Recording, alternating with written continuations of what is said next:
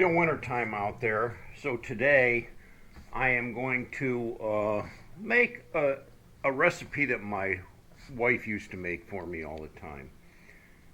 And it's been a long time since I've had it. Pepperoni bread. Now, I don't really have a recipe for it, but it's pretty cut and dried, pretty simple. I start out with this Rhodes frozen white bread, and it's just like a like frozen, bread dough. And with this recipe, you got to start early in the morning, first thing in the morning. You don't want to wait too long unless you want to be eating late. So the first thing I'll do is I'll put the frozen loaf into like a bread pan or a bread dish with I put a little bit of oil in the bottom, and then I'm going to put like a saran wrap over top of that, and just kind of, so it doesn't dry out on the top, keep it moist. And then we're going to take that and set that in a warm place. I mean, this time of year, it's not summertime, so it's not particularly warm in the house. So I'll set it there. It's just not barely warm right there. So that's enough that'll let that bread thaw out and rise. And once it rises, then we'll continue on. All right, some time has elapsed, and just to give you an idea, the bread has really, it's rising really good. So I'm going to let it rise for a couple more hours, and then I'll continue with it. Now, just to give you an idea of how long it's been rising since I took it out frozen, this has been sitting here for about 6 hours now. So yeah, you got to give it some time to thaw out and rise. And this has been in the freezer for a while, so I'm sure if you had a fresh package of this, it would probably rise faster. Then in the summertime, when the temperatures are warmer, it could rise faster too. But wintertime, I got it sitting up here where it's, I mean, I wouldn't even call that lukewarm. It's just like room temperature. And it's coming up, so I'm going to give it a couple more hours, and then I'll work with it from there. All right, it's been quite a few hours now, and I think my bread's risen nicely. So what I'm going to do is roll this out. I got my rolling pin. I've got some flour, so I'm going to spread the flour out on the countertop here. I've washed this all down nice and clean, and I've got to make sure there wasn't any cat footprints up here. Washed it all down, and I'm going to sprinkle flour on there, and then I'm going to start rolling this dough out.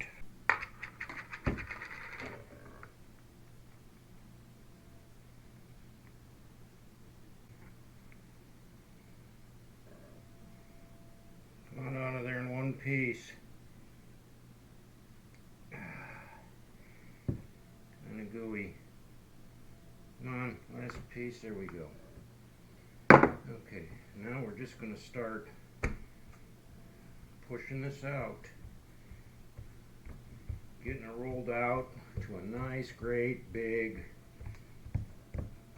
as flat as we can get it without ripping it apart. And like I said, this particular frozen bread that I've used has been in the freezer for a while. Probably would have been my better judgment to buy some fresh dough, but I think this will work okay. I think this will work just fine. What I'm going to do is get my rolling pin floured up here. Got to put flour on it so that it doesn't stick. And then you can start rolling this out.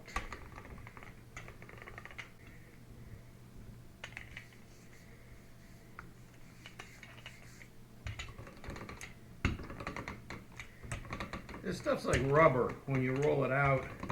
you think you got it rolled out, and then it shrinks right back to where it was. So now that I got it to this point, what I'm going to do is take my pepperoni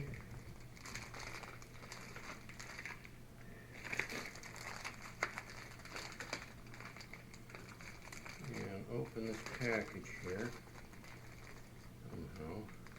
There we go.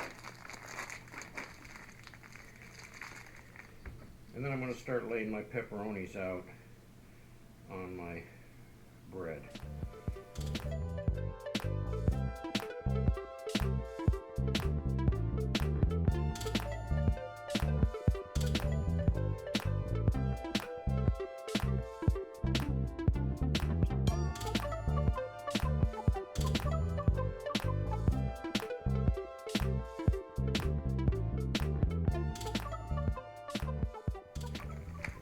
Alright, I think that's plenty of pepperoni on there. Now I'm going to take mozzarella cheese. And I'm going to use this, it's this 2-cup package here. And I've used some for another recipe, so I don't have a full 2 cups here. But I'm going to spread that mozzarella cheese all over this. Alright, now let's see if we can get this rolled up. What I'm going to do is I'm going to start at this end.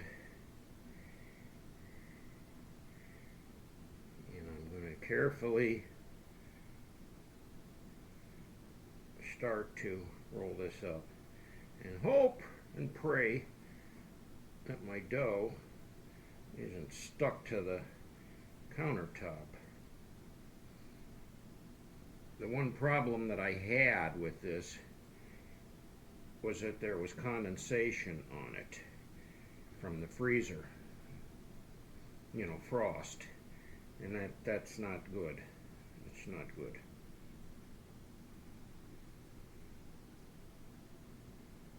So far so good though. We're rolling it right up. Keep it going, keep it going, keep it going. And what I want to do is roll it right over on top of that. And then I'm going to flatten it out a little bit. Now I got to get that onto a cookie sheet. I got my cookie sheet here, and what I usually do is I got some heavy duty foil that I'll just put down there so it doesn't stick to the cookie sheet so much. And then I've got some olive oil in the spray bottle, so I'm going to just spray some olive oil on there so that my bread isn't stuck to the pan when it's all done baking. Now, can I get this beautiful thing lifted off the counter in one piece? I think so. And I'm going to set it right on my baking sheet, just like that. Now, one other thing I probably should have done, but I didn't follow a recipe. I could have melted some butter and brushed this with melted butter. I just sprayed a little bit of olive oil on it. It'll be fine. We'll see how it turns out. So I got my oven preheating to 375. We're almost there. And as soon as it gets up to temperature, this baby's going in the oven.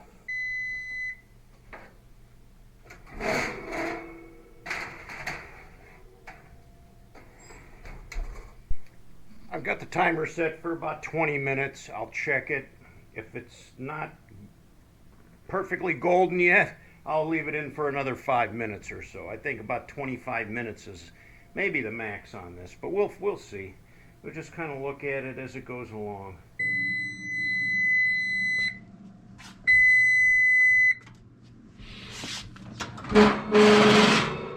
Well, we're getting there. I think I'm going to just leave it in there for a few more minutes. We'll set my timer. I think I'll give it 3 more minutes. No more than that. And it should be ready to go. That looks pretty good. Nice and golden brown. Not overly cooked. I'm going to let that sit there and cool.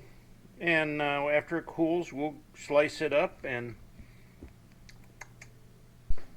Well, let's slice this thing up. See what we got here.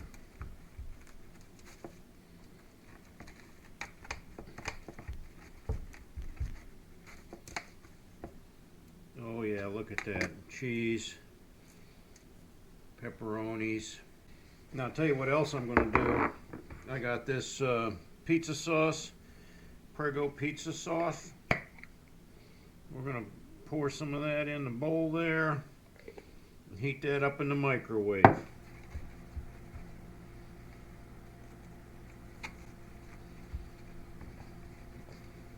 Look at that. That's looking good.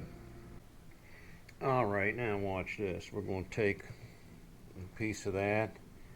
We're going to dip it in that. Ooh, that's hot.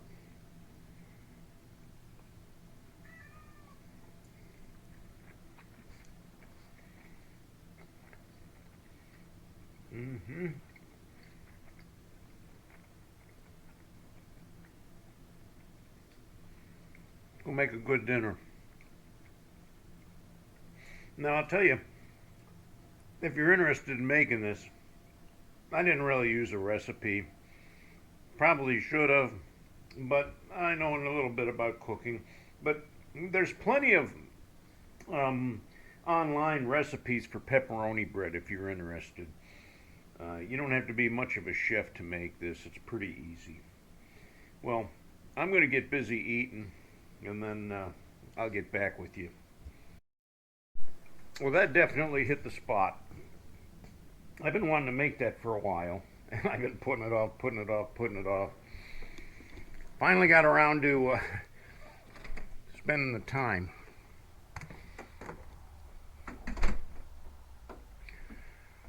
Boy, you know, in this day and age, it's so easy to get scammed on things. Just yesterday, I get a message, a private message. Says, hey, how are you doing? And I look, it's from some woman in Carson City, Nevada. I replied, and I probably shouldn't have, but I replied back and said, do I know you? She replied back, no, but I thought maybe you and I could be friends. I thought, okay. Now, you know, with my YouTube channel, I do get a lot of people that will email me, because if you go to my channel page, you can find my email on there. I think it's on the About tab on my channel. Anyway, and then I'm on Facebook too, which I don't do a whole lot on Facebook, but I think my Facebook link is also on my YouTube channel. So they're connected. So being that I'm on that social network platform, it's easy for people to see me. And then I get, you know, nice emails, or sometimes people will text me, or not text me because they don't have my phone number, obviously, but they'll send me private messages.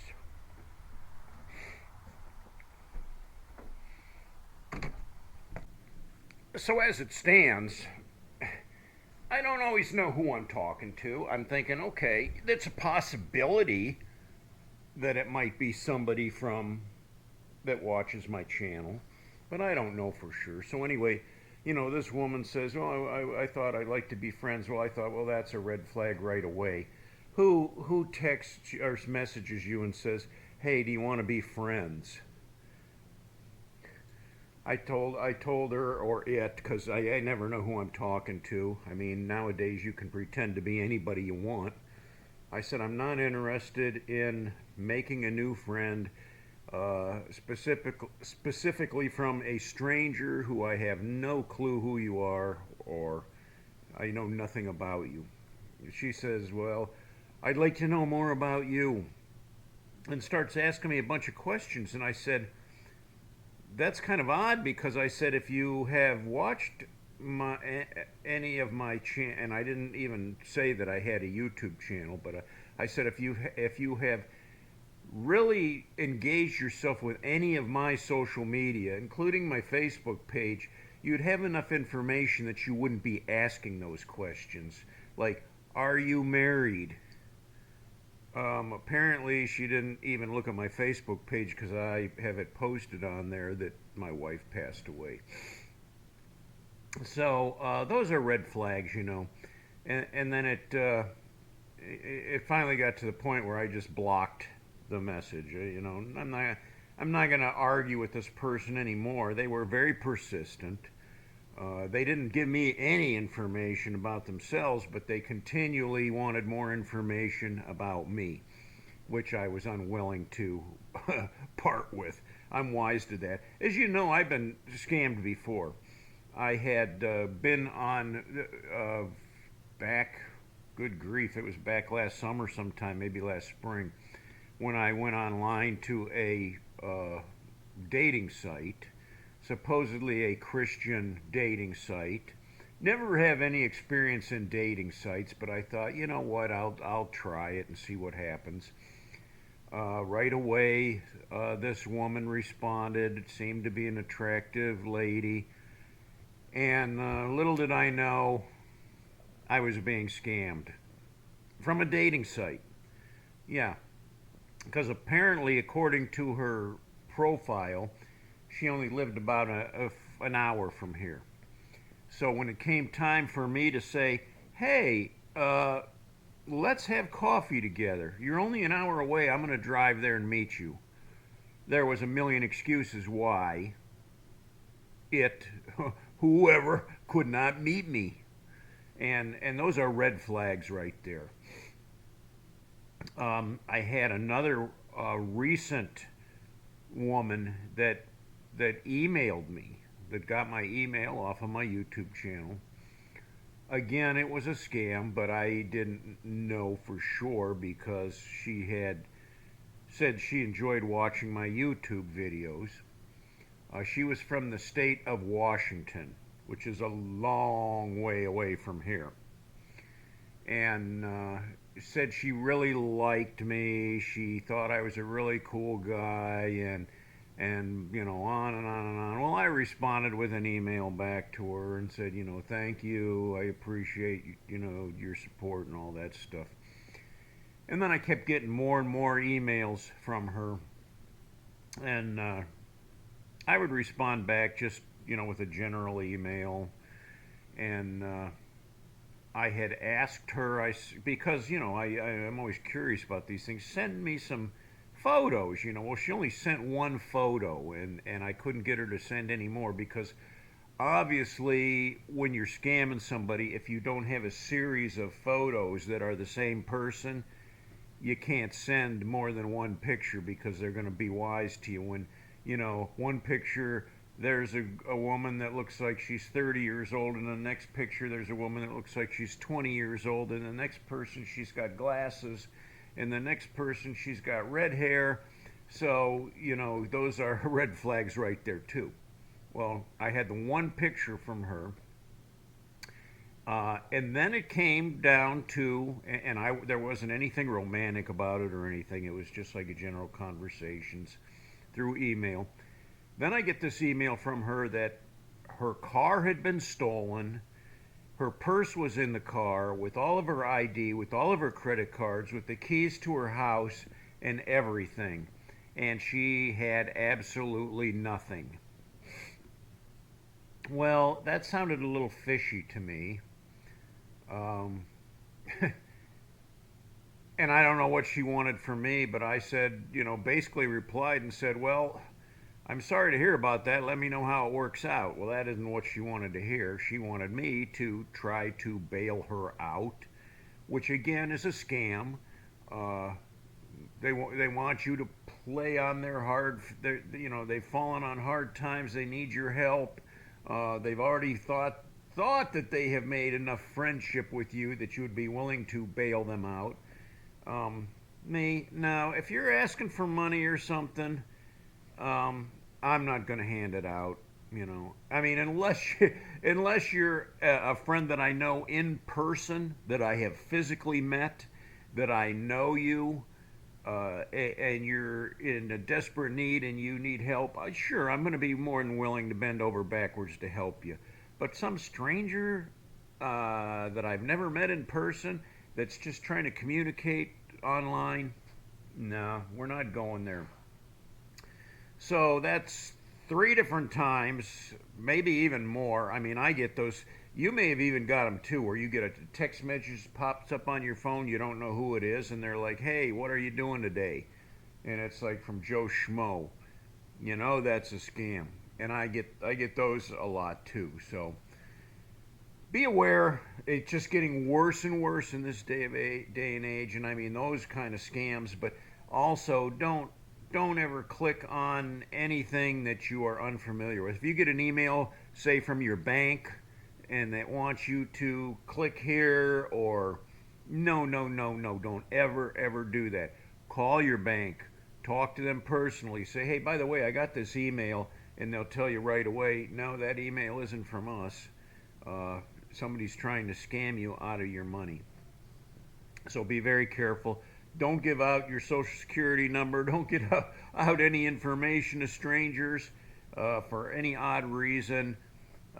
Just be careful, because things are getting bad, man. Things are getting really, and it's really, really easy to get scammed by somebody. Super easy.